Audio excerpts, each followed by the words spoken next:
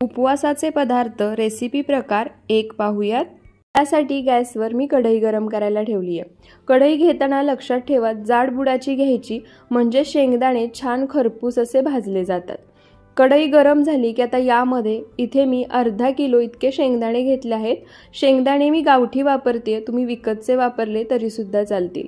आणि जर वाटीने मोजून घ्यायचे असतील तर या वाटीने 3.5 वाटी इतके हे शेंगदाणे मी घेतले आहेत, म्हणजे वजनी प्रमाणामध्ये अर्धा किलो आणि वाटीच्या प्रमाणामध्ये 3.5 वाटी।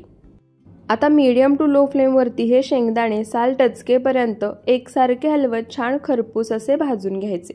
शेंगदाणे आतपर्यंत छान खरपूस असे भाजून घेतले ना की शेंगदाण्याचा उग्र वास येत नाही आणि हे लाडू सुद्धा छान 3 ते 4 महिने अगदी आहे असे टिकतात। आणि त्यासोबतच या लाडूचा तेलकट असा वास सुद्धा येत नाही आणि चवीला सुद्धा छान लागतात। तर इथे पहा मीडियम टू लो फ्लेमवर चमच्याने एकसारखे हलवत हे शेंगदाणे मी छान खरपूस असे भाजून घेतेय। थोड्याच वेळात या शेंगदाण्यांची जी टरफल आहेत ना त्याचा रंग सुद्धा तुम्हाला हलकासा बदललेला दिसेल। तर आणखी 2 ते 3 मिनिटं हे शेंगदाणे मी भाजून घेते। तर इथे पहा छान साल टचकेपर्यंत हे शेंगदाणे मी खरपूस असे मीडियम टू लो फ्लेमवर भाजून घेतले आहेत। तुम्ही आवाज सुद्धा ऐकू शकता आणि शेंगदाण्यांचा रंग सुद्धा पाहू शकता। आता काय करायचं, गॅस बंद करायचा आणि हे शेंगदाणे एखाद्या मोठ्या परातीमध्ये किंवा ताटामध्ये किंवा खोलगट अशा बाउलमध्ये काढून घ्यायचे। इथे मी परात घेतली आहे, परातीमध्ये हे शेंगदाणे मी काढून घेणार आहे। शेंगदाणे परातीमध्ये काढून घेतले की हाताने अशा पद्धतीने पसरवून घ्यायचे आणि हे शेंगदाणे हलकेसे कोमट होईपर्यंत थंड करून घ्यायचे। या ठिकाणी मीडियम टू लो फ्लेमवर म्हणाल तर 7 ते 8 मिनिटं हे शेंगदाणे मी भाजून घेतले आहेत। तर इथे पहा शेंगदाणे पूर्णपणे थंड झाले आहेत। आता या ठिकाणी तुम्हाला जर हवं असेल तर तुम्ही शेंगदाण्याची साल काढून घेऊ शकता, पण मी शेंगदाण्याची साल काढून घेत नाही, कारण शेंगदाण्यापेक्षा शेंगदाण्याच्या सालीमध्ये बऱ्याच प्रमाणात अनेक वेगवेगळ्या प्रकारची जीवनसत्व पौष्टिक तत्व असतात। त्यामुळे शेंगदाण्यांसोबतच शेंगदाण्याची साल सुद्धा आपल्या आरोग्यासाठी फायदेशीर असते। त्यामुळे मी तरी शेंगदाण्याची साल काढून घेणार नाहीये, हे शेंगदाणे मी असेच वाटून घेणार आहे। त्यासाठी इथे मी मिक्सरचं भांडं घेतलं आहे। आता मिक्सर पल्स मोडमध्ये फिरवत, म्हणजे मिक्सर बंद चालू करत हे आपल्याला 2 ते 3 वेळा मिक्सरला फिरवून घ्यायचं आहे आणि जाडसर असं हे शेंगदाण्याचं कूट आपल्याला बनवून घ्यायचं आहे। शेंगदाणे सुरुवातीलाच म्हणजे या स्टेपलाच पूर्णपणे बारीक करून घ्यायचे नाहीत, थोडेसे जाडसरच ठेवायचे। तर इथे पहा शेंगदाणे मिक्सर पल्स मोडमध्ये फिरवत, म्हणजे बंद चालू करत मिक्सरला फिरवून घेतले आहेत आणि या ठिकाणी तुम्ही पाहू शकता छान जाडसर असं वाटून घेतले, पूर्ण बारीक सुद्धा केलं नाहीये। आता याच पद्धतीने राहिलेले शेंगदाणे सुद्धा मिक्सरला फिरवून घ्यायचे। लक्षात ठेवा मिक्सर पल्स मोडमध्ये फिरवायचं आहे आणि शेंगदाणे सुरुवातीला जाडसरच वाटून घ्यायचे आहेत, का ते मी तुम्हाला पुढे सांगेनच। तर आता हे शेंगदाणे सुद्धा आपण वाटून घेऊयात। तर इथे पहा भाजून घेतलेले सर्व शेंगदाणे मिक्सर पल्स मोडमध्ये फिरवत, म्हणजे मिक्सर बंद चालू करत जाडसर असे वाटून घेतले आहेत। आता काय करायचं, हे वाटून घेतलेले जे शेंगदाणे आहेत ते पुन्हा मी या परातीमध्ये काढून घेणार आहे, कारण आपल्याला यामध्ये गूळ मिक्स करून घ्यायचा आहे। अशा बाउलमध्ये किंवा भांड्यामध्ये तो व्यवस्थित मिक्स करता येणार नाही। तर इथे वाटून घेतलेले सर्व शेंगदाणे मी परातीमध्ये काढून घेतले आहेत। आता यामध्येच इथे मी अर्धा किलो शेंगदाणे घेतले होते, त्यासाठी अर्धा किलो गूळ घेतला आहे। म्हणजे जेवढे तुम्ही शेंगदाणे घ्याल ना त्या समप्रमाणामध्ये तुम्हाला या ठिकाणी गूळ वापरायचे। म्हणजे जर तुम्ही 1 किलो शेंगदाणे घेतले तर त्यासाठी तुम्हाला 1 किलो गूळ वापरावा लागेल आणि हे प्रमाण बरोबर आहे। आणि जर वाटीने म्हणाल तर 2.5 वाटी इतका हा गूळ आहे, गूळ मी चिरून घेतलाय। आता हा गूळ एकसारखा या वाटून घेतलेल्या शेंगदाण्यामध्ये आपण मिक्स करून घेऊयात। तर इथे पहा सर्व गूळ मी यामध्ये छान एकसारखा मिक्स करून घेतला आहे। पण गुळाचे खडे तुम्हाला यामध्ये मोठे दिसतच असतील, त्याबरोबरच हवी अशी याला बाइंडिंग सुद्धा आलेली नाहीये। तर त्यासाठी काय करायचं, पुन्हा एकदा हे सर्व साहित्य आपल्याला मिक्सरला फिरवून काढून घ्यायचंय। आता यामध्ये तुम्हाला जर ड्रायफ्रूट्स आवडत असतील किंवा घालायचे असतील आणि ते सुद्धा तुपामध्ये न भाजता, तर तुम्ही हलकेसे रोस्ट करून म्हणजे भाजून यामध्ये घालू शकता आणि मिक्सर पल्स मोडमध्ये फिरवत ते सुद्धा शेंगदाण्यासोबत वाटून घेऊ शकता। तर इथे पहा 1-2 पळी इतकं हे मिश्रण या मिक्सरच्या भांड्यामध्ये मी काढून घेतले। आता पुन्हा मिक्सर पल्स मोडमध्ये फिरवत, म्हणजे मिक्सर बंद चालू करत 1-2 ते 3 सेकंद हे आपल्याला मिक्सरला फिरवून घ्यायचे। तुम्ही पाहू शकता गूळसुद्धा पूर्ण यामध्ये मिक्स झालाय, बारीक झालाय, अजिबात यामध्ये गुळाचे खडे दिसत नाहीयेत। त्यासोबतच तुम्ही वरूनच पाहू शकता हे जे मिश्रण आहे याला छान अशी बाइंडिंग सुद्धा आली आहे आणि जे शेंगदाणे आहेत ना ते तुम्ही पाहू शकता जास्त बारीक सुद्धा झाले नाहीयेत, परफेक्ट असं हे मिश्रण तयार झाले। आता याच पद्धतीने जे राहिलेलं मिश्रण आहे ते सुद्धा थोडं थोडं या मिक्सरच्या भांड्यामध्ये काढायचं, मिक्सर पल्स मोडमध्ये फिरवायचा आणि जाडसर असं वाटून घ्यायचं। फक्त गूळ बारीक होतो, शेंगदाणे थोडेफार मोठे राहतातच। तर इथे पहा सर्व मिश्रण मी मिक्सर पल्स मोडमध्ये फिरवत रवाळ असं वाटून घेतलं आहे। गूळ छान असा यामध्ये मिक्स झाला आहे। तरी सुद्धा आता काय करायचं, हे जे तयार मिश्रण आहे ना ते एका परातीमध्ये पुन्हा काढून घ्यायचं, कारण हे आपण थोडं थोडं करून वाटून घेतले, एकसारखं अजूनही मिक्स करून घेतलं नाहीये। तर इथे सर्व मिश्रण मी या परातीमध्ये काढून घेतले आणि आता पुन्हा एकदा हे सर्व मिश्रण आपण एकसारखं खालून मिक्स करून घेऊया। सर्व साहित्य म्हणजे यामध्ये जो आपण गूळ घातलाय ना तो एकसारखा मिक्स झाला पाहिजे, छान एकजीव झाला पाहिजे। या पद्धतीनेच हे खालून एकसारखं आपल्याला मिक्स करून घ्यायचंय। तर इथे मी जसं व्हिडिओमध्ये दाखवते ना त्या पद्धतीने जर कुठे तुम्हाला गुठळ्या झालेल्या वाटत असतील तर त्या सुद्धा तुम्ही हाताने फोडून घेऊ शकता आणि गुठळ्या म्हणजे हे जे मिश्रण आहे ते मोकळं करून घेऊ शकता। तर इथे पहा सर्व मिश्रण मी छान एकसारखं मिक्स करून घेतले, छान एकजीव झाला आहे आणि हातामध्ये हे मिश्रण घेतल्यानंतर हलक्या हाताने जरी प्रेस केलं, मूठ वळली तरी छान मूठ वळली जाते, गोळा तयार होतोय। आता आपण याचे लाडू बनवून घेऊया। आता या ठिकाणी तुम्हाला जेवढ्या आकाराचे लाडू बनवायचे आहेत तेवढं मिश्रण हातावरती घ्यायचं आणि हलक्या हाताने हा लाडू वळून घ्यायचा। अगदी पटकन हा लाडू वळला जातो, जास्त जोर द्यायची सुद्धा गरज नाहीये आणि अगदी लहान मुलं सुद्धा तुम्ही जोडीला घेऊन हे लाडू बनवू शकता, इतके बनवायला सोपे आहेत। आणि 1 किलो जरी हे लाडू तुम्हाला बनवायचे असले ना तरी अगदी 10 ते 15 मिनिटात पाहिजे इतके लाडू हे बनवून तुम्ही घेऊ शकता, इतके पटापट हे लाडू बनवून तयार होतात। तर इथे पहा एक लाडू मी बनवून घेतला आहे, तुम्ही पाहू शकता याचं टेक्स्चर आणि दिसायला सुद्धा किती सुंदर दिसतो आहे। सर्व लाडू बनवून झाल्यानंतर लाडू मी तुम्हाला फोडून सुद्धा दाखवते, तुम्ही आतून सुद्धा हा लाडू पाहालच। आता याच पद्धतीने राहिलेले लाडू सुद्धा मी बनवून घेते आणि त्यानंतर तुम्हाला दाखवते। तर इथे पहा सर्व लाडू मी बनवून घेतले आहेत, एकदम परफेक्ट एकसारखे हे लाडू तयार झाले आहेत, छान मऊसूद आहेत। अगदी वयोवृद्ध आजी आजोबा सुद्धा सहज खाऊ शकतात आणि आतून सुद्धा या लाडूचं तुम्ही टेक्स्चर पाहू शकता, काय मस्त आहे। त्यासोबतच तुम्ही पाहू शकता लाडू छान दाणेदार तयार झाला आहे आणि छान मऊसूद तर आहेच। तुम्हाला हवं असेल ना तर तुम्ही यामध्ये 2 ते 3 चमचे तुपाचा वापर करू शकता, पण तूप घातल्यामुळे काय होतं, थोडे दिवस झाले की या लाडवांचा वास यायला लागतो आणि त्यामुळे हे लाडू खाऊ वाटत नाही। त्याच्या उलट शेंगदाण्यामध्ये आधीच तेलाचं प्रमाण असतं आणि त्यामुळे हे लाडू अजिबात खराब होत नाहीत, अगदी 3 ते 4 महिने आहे असे छान टिकतात। तर तुम्ही सुद्धा या नवरात्रीच्या उपवासामध्ये खाण्यासाठी हे शेंगदाण्याचे लाडू नक्की बनवून पहा। त्यासोबतच मुलांना मधल्या वेळेत किंवा सकाळी नाश्त्याला सुद्धा जरी तुम्ही हा एक लाडू दिला ना तरी मुलांमध्ये दिवसभर एनर्जी राहील। उपवासाचे पदार्थ रेसिपी प्रकार 2 पाहूयात। तर त्यासाठी सर्वात आधी गॅसवर मी पॅन गरम करायला ठेवलाय। पॅन हलकासा गरम झाला की आता यामध्ये इथे मी 1 मोठी वाटी शेंगदाणे घेतले आहेत।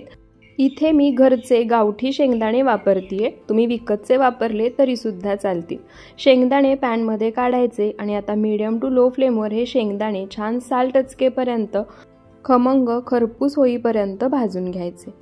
त्याचप्रमाणे शेंगदाणे भाजून घेत असताना आणखी एक महत्त्वाची गोष्ट लक्षात ठेवा, शेंगदाणे अशा पद्धतीने सतत चमच्याने एकसारखे हलवत राहायचे, म्हणजे सर्व शेंगदाणे एकसारखे आतपर्यंत भाजले जातात। आणि शेंगदाणे भाजताना अजिबात गॅसचा फ्लेम मोठा करायचा नाही, मीडियम टू लो फ्लेमवरतीच हे शेंगदाणे भाजून घ्यायचे। तर इथे पहा शेंगदाण्याचा हलकासा रंग बदलायला लागलाय, आणखी एक 2 ते 3 मिनिटं हे शेंगदाणे मी छान साल टचकेपर्यंत मीडियम टू लो फ्लेमवर भाजून घेते। तर इथे पहा शेंगदाणे मी छान साल टचकेपर्यंत खमंग खरपूस असे भाजून घेतले आहेत। शेंगदाण्याचा तुम्ही रंग सुद्धा पाहू शकता।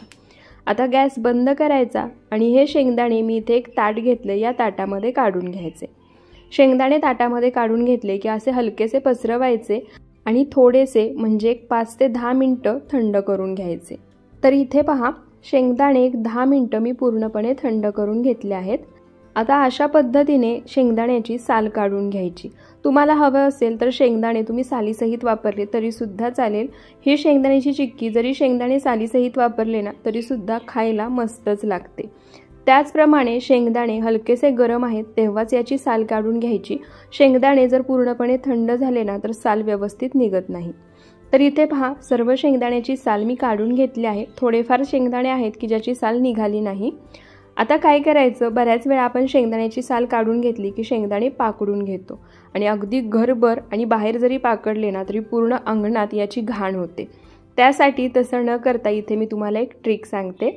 आपण तळणीचे पदार्थ तळण्यासाठी जो झारा वापरतो ना तो झारा घ्यायचा, त्यामध्ये साल काढून घेतलेले सर्व शेंगदाणे काढायचे आणि अशा पद्धतीने झाऱ्याने हे शेंगदाणे चाळून घ्यायचे। पाहताय ना, अगदी सहज या शेंगदाण्याची साल वेगळी होतीये आणि शेंगदाणे सुद्धा वेगळे झाले आहेत। आता यामध्ये थोडेफार शेंगदाणे असे आहेत की ज्याची साल निघाली नाही तर ते मी तसेच ठेवणार आहे। तुम्हाला हवे असतील तर तुम्ही बाजूला काढून ठेवू शकता किंवा पुन्हा एकदा याची साल काढून घेऊ शकता। सर्व शेंगदाणे अगदी व्यवस्थित साल काढून झाले आहेत आणि हे शेंगदाणे पाकडून न घेता झाऱ्याने चाळून अगदी सालीपासून हे वेगळे सुद्धा केले आहेत। तुम्ही तर पाहिलंच असेल, एकदम बेस्ट ट्रिक आहे। आता काय करायचं, हे शेंगदाणे अशा पद्धतीने तोडून घ्यायचे, म्हणजे एका शेंगदाण्याचे 2 भाग करून घ्यायचे किंवा अशा पद्धतीने एखादी वाटी घ्यायची आणि फक्त वाटी प्रत्येक ठिकाणी अशा पद्धतीने प्रेस करायची, म्हणजे शेंगदाणे 2 भागामध्ये वाटले जातात।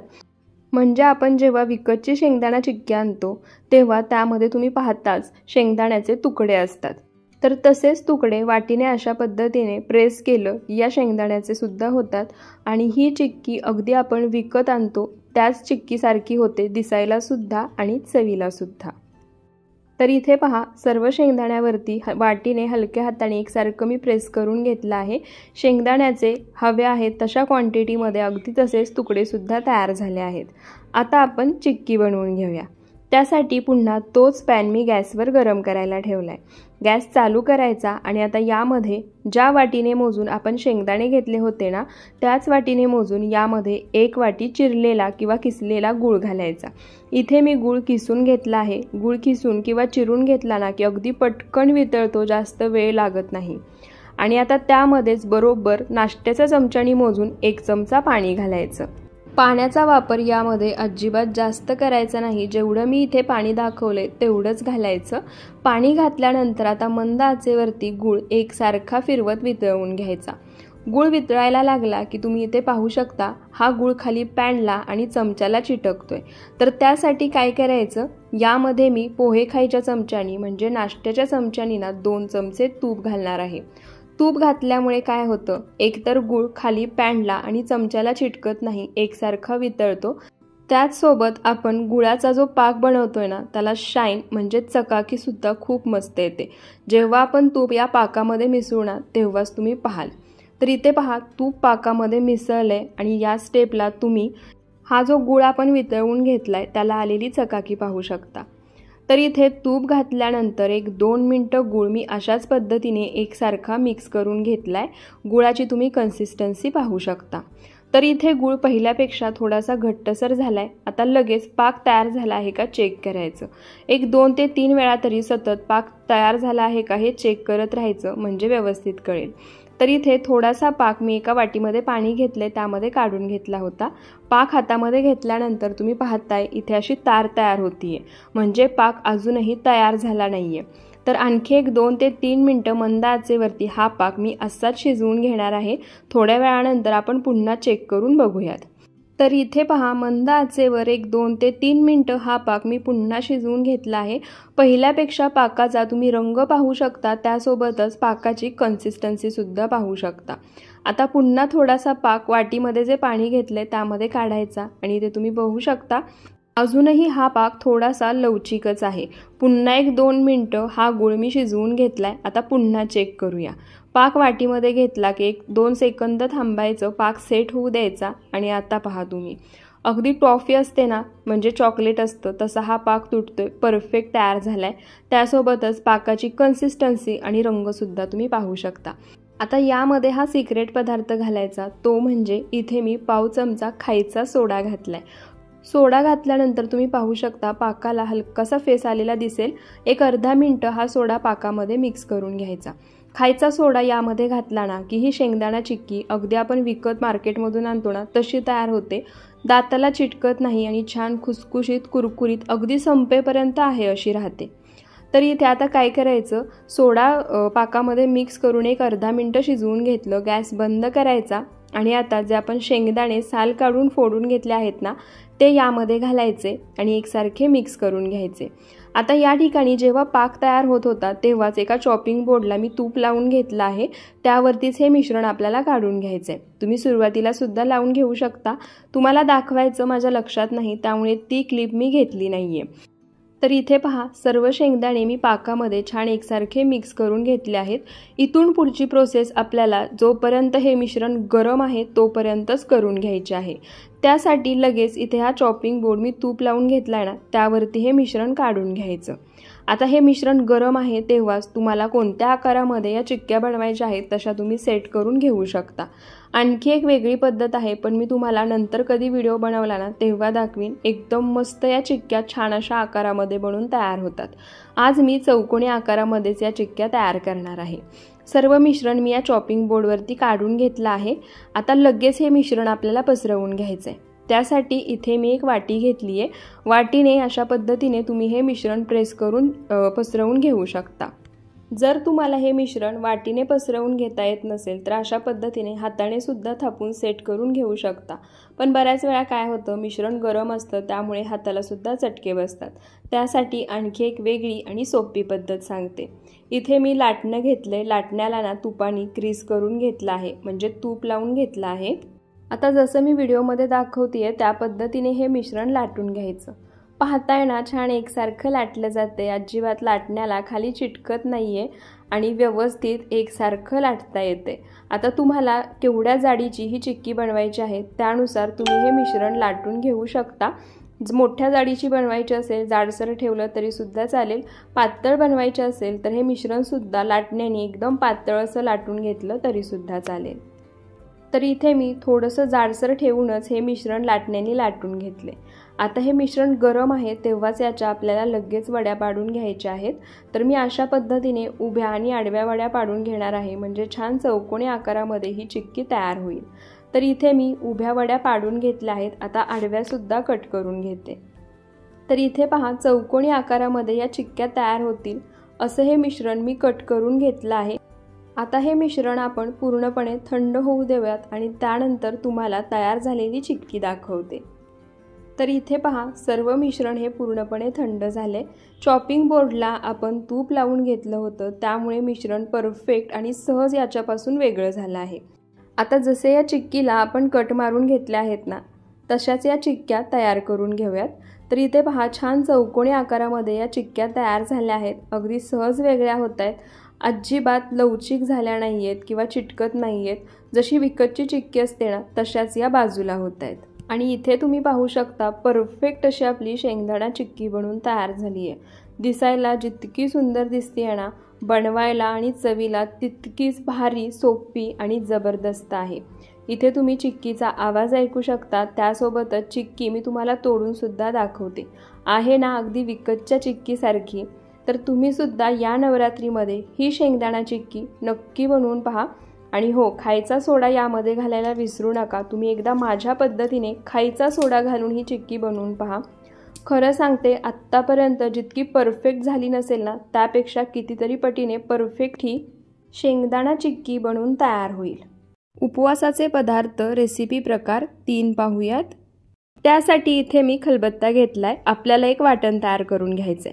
तर त्यासाठी इथे मी 4 हिरव्या मिरच्या घेतल्या आहेत। मिरची मधून तोडून 2 भाग करून घ्यायचे म्हणजे पटकन वाटता येते। 2 आल्याचे तुकडे घेतले आहेत आणि एक अर्धा चमचा यामध्ये जिरे घालायचे। आता यामध्ये मी जे काही साहित्य वापरतेय ते तुमच्याकडे उपवासाला चालत नसेल तर स्किप करू शकता। त्यासोबतच जर तुमच्याकडे उपवासाला कोथिंबीर चालत असेल तर तुम्ही या वाटणामध्ये कोथिंबीर सुद्धा घालू शकता। आता हे सर्व साहित्य खलबत्त्यामध्ये आपण जाडसर असं कुटून घेऊया। तर इथे पहा सर्व साहित्य खलबत्त्यामध्ये मी जाडसर असं कुटून घेतलं आहे। आपलं वाटण तयार झाले। आता आपण मस्त झणझणीत असं उपवासाचं पिठलं बनवून घेऊयात।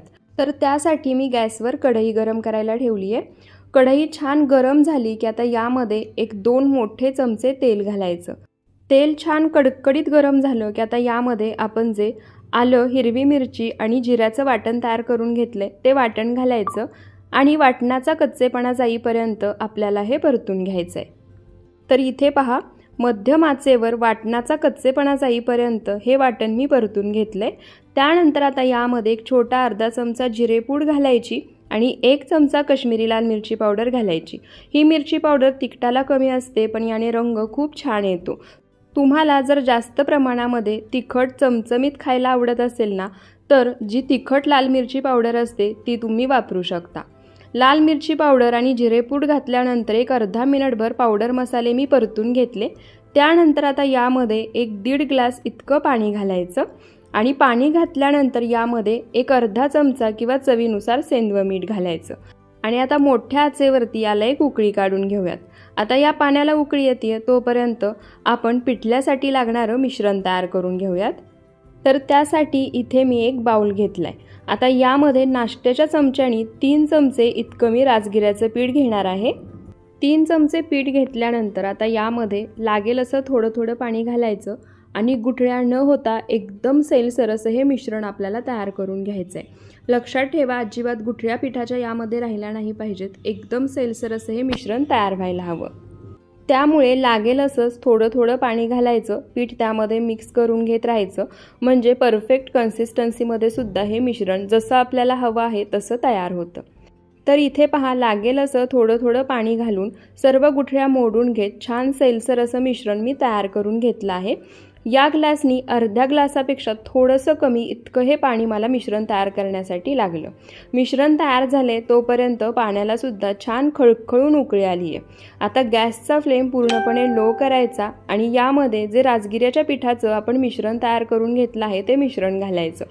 हे मिश्रण घालण्यापूर्वी एकदा चमच्याने मिक्स करून घ्या, म्हणजे राजगिऱ्याचं पीठ जर खाली तळाला बसलं असेल तर ते सुद्धा पाण्यामध्ये एकसारखं मिक्स होईल। राजगिऱ्याचं पीठ घातल्यानंतर आता या पाण्यासोबत ते पीठ सुद्धा छान एकसारखं मिक्स करून घ्यायचं आणि आता मोठ्या आचेवर पुन्हा याला एक आपल्याला उकळी काढून घ्यायची आहे।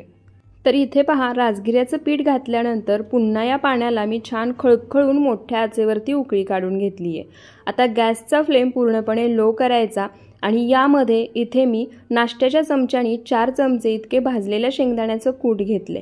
आता हे कूट यामध्ये घालायचं, पुन्हा एकदा या पाण्यासोबत मिक्स करून घ्यायचं आणि आता मीडियम टू लो फ्लेमवरती हे पिठलं आपल्याला छान असं शिजवून घ्यायचं आहे। आपण यामध्ये राजगिऱ्याच्या पिठासोबत शेंगदाण्याचं कूट घातलंय ना, त्यामुळे या पिठल्याला छान घट्टसरपणा येतो आणि एकदम परफेक्ट असं हे पिठलं बनून तयार होतं।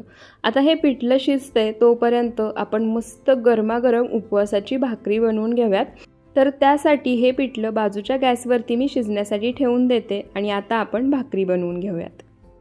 तर आज इथे ना मी भाकरी 2 प्रकारची पिठं मिक्स करून बनवणार आहे।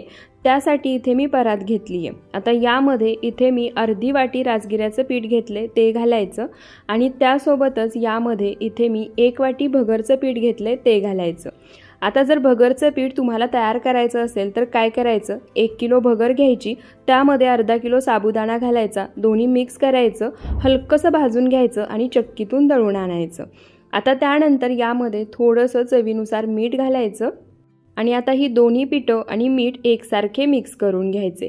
तुम्हाला जर राजगिऱ्याचं पीठ वापरायचं नसेल तर फक्त भगरचं पीठ वापरून सुद्धा तुम्ही ही भाकरी बनवू शकता, पण मला दोन्ही पिठं मिक्स करून बनवलेली आवडते आणि ही भाकरी चवीला छान सुद्धा लागते। तर इथे दोन्ही पिठं मी छान एकसारखी मिक्स करून घेतली आहेत। आता हे पीठ आपल्याला मळून घ्यायचं आहे। तर या ठिकाणी भगरचं पीठ जरी आपण चक्कीतून दळून आणलं ना तरी ते थोडंसं रवाळच लागतं, म्हणजे भुसभुशीत लागतं। त्यामुळे इथे मी पाणी गरम करून घेतलं आहे। पाणी गरम करून घेतलंय म्हणजे जास्त खळखळून उकळवून घ्यायचं नाही, फक्त हलकंसं गरम करून घ्यायचं। या पाण्याचा हाताला जास्त चटका सुद्धा बसत नाही, बस एवढंच हे पाणी गरम करून घ्यायचंय। लागेल असं थोडं थोडं पाणी यामध्ये घालायचं आणि आपण भाकरीसाठी जसं नॉर्मली पीठ मळून घेतो ना, अगदी तसंच हे पीठ मळून घ्यायचंय। गरम पाणी घातल्यामुळे काय होतं, पिठाला छान चिकटपणा येतो आणि पीठ अगदी छान मळलं जातं आणि भाकरीसुद्धा अगदी व्यवस्थित होतात, अजिबात बाजूनी भाकरीला चिरा पडत नाहीत। तर इथे पहा, लागेल असं थोडं थोडं पाणी घालून छान घट्टसर असं हे पीठ मी मळून घेतलं आहे। आपण नेहमी भाकरीसाठी पीठ मळतो ना, अगदी तसंच हे पीठ मळलं गेलंय। आता काय करायचं, तुम्हाला जेवढ्या पिठाची भाकरी थापून घ्यायची आहे ना, तेवढं पीठ बाजूला काढायचं, बाकीचं पीठ मी बाजूला ठेवून देणार आहे। आणि आपण या ठिकाणी जेवढं पीठ घेतलं आहे त्यामध्ये बरोबर 3 भाकरी बनून तयार होतात। आता हे पीठ एक अर्धा मिनिटभर मी छान असं मळून घेते। तर इथे पहा, एक अर्धा मिनिटभर हे पीठ मी छान असं मळून घेतलं आहे। छान असा याचा गोळा तयार करून घ्यायचा। गोळा तयार करून घेतला की हातावरतीच थोडासा हा अशा पद्धतीने थापून घ्यायचा, म्हणजे भाकरी थापायला अगदी सहज आणि सोपी जाते। त्यानंतर आता परातीमध्ये थोडंसं मी खाली राजगिऱ्याचं पीठ भुरभुरणार आहे आणि त्याच्यावरती आता ही भाकरी ठेवायची आणि थापून घ्यायची। सुरुवातीला बाजूने हात लावून थापायची, थोडीशी मोठी होईपर्यंत, म्हणजे भाकरी छान गोलाकार तयार होते। तर इथे पहा, याच पद्धतीने हाताला थोडंसं कोरडं पीठ लावून घेत ही भाकरी मी छान पातळ अशी थापून घेणार आहे। तुम्ही या ठिकाणी भाकरी थापून घेताना सुद्धा पाहू शकता पीठ किती अगदी सहज पुढे पुढे सरकते, म्हणजे पीठ किती छान मळलं गेलंय। आता जर बाजूने चिरा पडत असतील किंवा या भाकरीला तडा जात असतील ना, तर लगेच त्या बोटांनी मुजवून घ्यायच्या आणि अशा पद्धतीने एकदम पातळ अशी भाकरी थापून घ्यायची। तर इथे पहा, मस्त मोठी आणि एकदम पातळ अशी ही भाकरी मी थापून घेतली आहे, जास्त जाडसरही नाही। आता आपण लगेच ही भाकरी भाजून घेऊयात। तर त्यासाठी गॅसवर मी आधीच तवा गरम करायला ठेवला होता। तवा छान गरम झालाय। आता ही भाकरी तव्यावर घालायची आणि आपण नेहमी भाकरी भाजताना जसं वरून भाकरीला पाणी लावून घेतो ना, तसं पाणी लावून घ्यायचं आणि आता मध्यम आचेवरती ही भाकरी वरचं पाणी सुकेपर्यंत भाजून घ्यायची। भाकरी भाजताना सुरुवातीला आपण जे वरून पाणी लावतोय ते पाणी पूर्णपणे सुकून दिलं ना आणि त्यानंतर भाकरी पलटी केली की भाकरी खालच्या बाजूने सुद्धा छान भाजली जाते आणि मस्त खुसखुशीत होते। तर इथे पहा, वरच्या बाजूचं सर्व पाणी सुकलं आहे। आता ही भाकरी आपण पलटी करून घेऊयात आणि मध्यम आचेवरतीच दुसऱ्या बाजूने सुद्धा ही भाकरी छान खरपूस अशी मी भाजून घेणार आहे। तव्यापासून ही भाकरी अगदी सहज वेगळी झाली पाहिजे इथपर्यंत भाजून घ्यायची। तर इथे पहा, तव्यापासून ही भाकरी सहज वेगळी होतीये, खालच्या बाजूनी मस्त अशी भाजून झाली आहे। आता पलटी करायची, दुसऱ्या बाजूने सुद्धा ही भाकरी भाजून घ्यायची। मस्त भाकरी फुलतीये, पण बाजूने माझ्याकडून उलटणं लागलं आणि ती भाकरी फुटली, त्यामुळे आता फुलत नाहीये। तर या ठिकाणी ही उपवासाची भाकरी सुद्धा तुम्ही 2 पद्धतीने भाजून घेऊ शकता। एक तर अशा पद्धतीने दोन्ही बाजूनी तव्यावरती भाजून घेऊ शकता, किंवा आपण नेहमी भाकरी बनवताना एका बाजूनी तव्यावर भाजतो आणि एका बाजूने अशा पद्धतीने गॅसवर भाजतो, तशी सुद्धा भाजून घेऊ शकता। तर इथे पहा, गॅसवर ही भाकरी मी छान अशी भाजून घेतली आहे। अगदी व्यवस्थित ही भाकरी भाजली गेली आहे आणि जशी मला आवडते ना, अगदी तशीच कुरकुरीत खुसखुशीत अशी ही भाकरी भाजली गेली आहे। आता याच पद्धतीने जे राहिलेलं पीठ आहे त्याच्या भाकरीसुद्धा आपण बनवून घेऊयात। तर इथे पहा, सर्व भाकरी बनवून झाल्या आहेत। त्यासोबतच मस्त झणझणीत, घट्टसर आणि चमचमीत असं उपवासाचं पिठलं सुद्धा बनून तयार आहे। आता आपण गरमागरम आहे तोपर्यंतच ताट वाढून घेऊयात। तर इथे ताटामध्ये पहा, मस्त अशी उपवासाची भाकरी, त्यासोबत घट्टसर झणझणीत असं हे उपवासाचं पिठलं आणि त्यासोबतच तोंडी लावण्यासाठी हिरवी मिरची। नवरात्री जवळ आली आहे, तर तुम्ही सुद्धा आता या नवरात्रीला नेहमीची साबुदाणा खिचडी, साबुदाणा वडे, भगरचा भात असं काही न बनवता ही उपवासाची पिठलं भाकरी नक्की बनवून पहा। तर इथे आपले 3ही वेगवेगळ्या प्रकारचे उपवासाचे 3 पदार्थ बनवून तयार झाले आहेत। तुम्हाला यातील सर्वात जास्त कोणता पदार्थ आवडला ते मला कमेंटमध्ये नक्की सांगा आणि असेच रेसिपीज व्हिडिओ पाहायचे असतील तर आपल्या चॅनलला सबस्क्राईब करायला विसरू नका। पुन्हा भेटूयात अशाच साध्या सोप्या नवनवीन रेसिपी व्हिडिओज सोबत। व्हिडिओ शेवटपर्यंत पाहिल्याबद्दल खूप खूप धन्यवाद।